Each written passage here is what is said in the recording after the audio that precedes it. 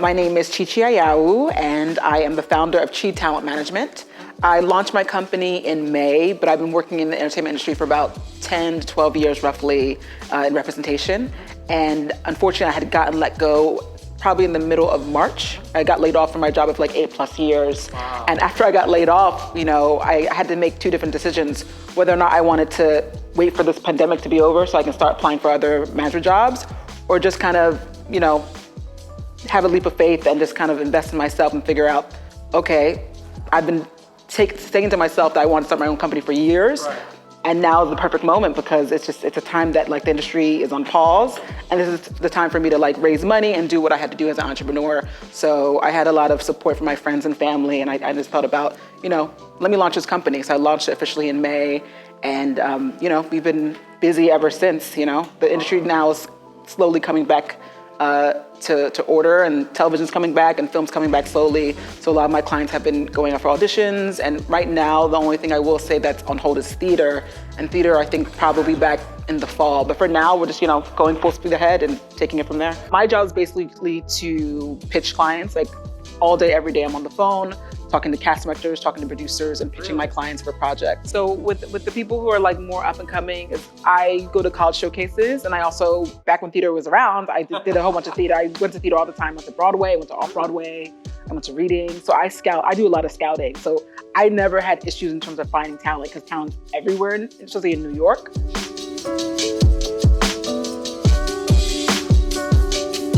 My name is Al-Amin Kaba. I'm the CEO and founder of Payvmnt. Payvmnt, originally, we started Payvmnt to be a pretty much a marketplace where, let's say, you work in Manhattan, but you live in Brooklyn. You could pick something up from, Manhattan, close to your job, and deliver it on your way home. So pretty much, yeah. So that was the original idea, where pretty much like, if you're commuting, you can just pick this up on your way home, make some money on your way home. Why not? You're going that way anyway.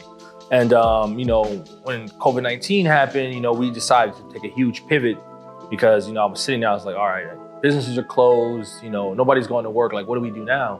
And there became like a huge need for people to have like essential items delivered to them in a timely fashion. So we decided to pretty much pivot ourselves to become like a marketplace where, we control everything end to end, and then customers can go on our website, like pick out what they want and get it delivered in the same day. We have 5 different delivery windows, and then you can just pick what delivery window works best for you, and then we'll drop it off. I think the trickiest part for us is just keeping up with demand in certain products. There's a lot of products in the market right now that we can't. It's hard to really get your hands on and get a steady supply. So I would say like that's pretty much the hardest part. Silicon Harlem, my name is Clayton Banks, as mentioned, and Silicon Harlem is really all about that one thing, which is how do you move a community forward? And when you look at an area like Harlem that has had in some ways from a technology perspective been ignored, and oftentimes has been forgotten.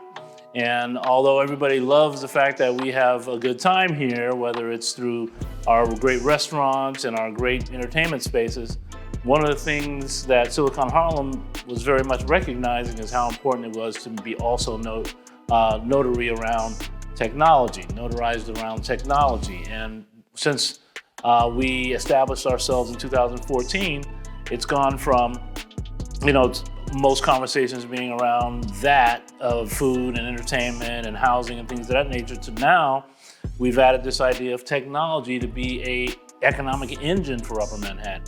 And as a result, not only have we been able to attract over $50 million into this neighborhood, $50 million into this neighborhood from both advanced research monies that come into here, bringing in, we've got our first billion dollar company here, which was WeWork.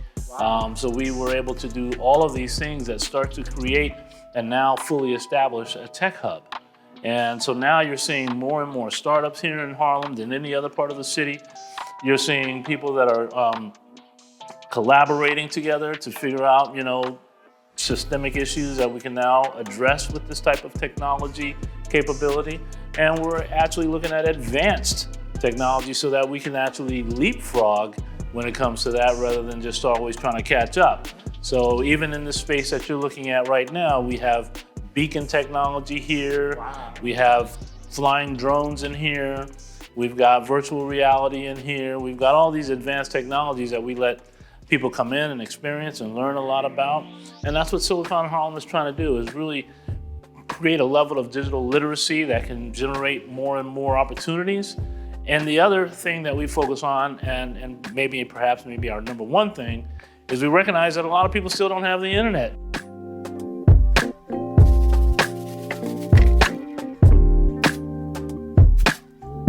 My name is Marvin Johnson, co-founder and CEO of Dashible. We're helping local businesses here in New York City find new customers and keep them coming back via our integrated deals and loyalty platform. Okay, so a deals platform, people think we're kind of like, I guess the closest thing to mind is Groupon. Groupon, they have deals like limited time deals, 50% off dinner, things of that nature.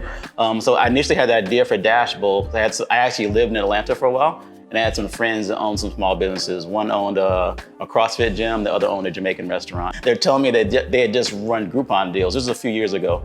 And they were complaining to me about how bad Groupon was for them, that it costs a lot of money. Groupon keeps like half the money that comes in from a Groupon deal. You keep half the money? Half the money. So if you get a Groupon deal for $25, the business only gets $12.50 of that, and Groupon keeps the rest.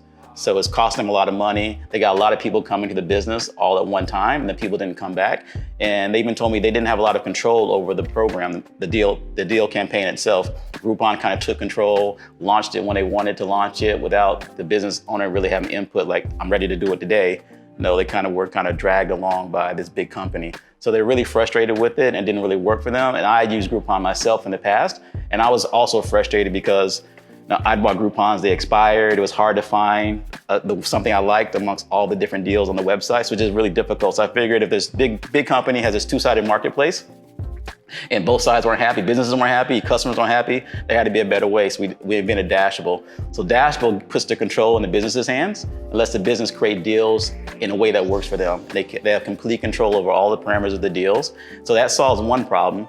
Deals help you find new customers and attract somebody to come to your business that may not otherwise know about you. Gives them an incentive to come try you out. But if they only come one time, what's the real benefit to the business? You want them to come over and over again. So we're tying on a loyalty platform as well. And it's smart. I like that. So you get deals to get people in the door and loyalty to keep them coming back. And our loyalty platform kind of works like those you've seen those paper punch cards at an ice cream shop. Buy 10 cones, get one free. We've taken that, old school. So people doing a lot of old school stuff. So we've taken it, digitized it, and brought it to the new school. So now we have virtual punch cards where business can set up their own kind of loyalty program and kind of create a deal that's attached to that punch card so that business can create any kind of deal they want. So, buy 10 sandwiches, get one free, buy 10 cups of coffee, get one free, and then after your 20th cup of coffee, you get something else, and kind of graduate you through your loyalty platform based on how often you go visit that business. And then we give the business complete control. It's self-service, only takes 10 minutes to sign up and get going.